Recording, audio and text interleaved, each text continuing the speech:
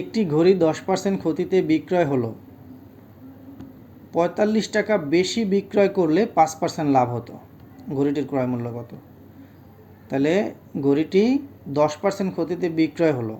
10% ক্ষতিতে বিক্রয় মানে হচ্ছে 100 টাকায় যদি ক্রয় মূল্য হয়, বিক্রয় মূল্য 90 টাকা। 10% ক্ষতি হচ্ছে 90 টাকা। ওকে, 45 টাকা বেশি বিক্রয় করলে 5% লাভ হতো। তাহলে আগে 5% লাভে বিক্রয় করলে কত টাকা হতো? ক্রয় মূল্য 100 টাকা হলে বিক্রয় মূল্য তাহলে 105 টাকা। 5% লাভ মানে 5 টাকা, 100 টাকায় তাহলে 105 টাকা। তাহলে এই যে 10% ক্ষতি আর 5% লাভ, এই দুইটার ডিফারেন্স কত? 15 টাকা।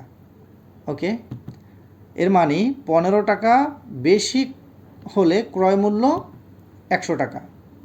এটা হচ্ছে 15 টাকার ভ্যালুটা বলতেছি, যে 15 টাকা বেশি হলে ক্রয় মূল্য কত? 100 টাকা।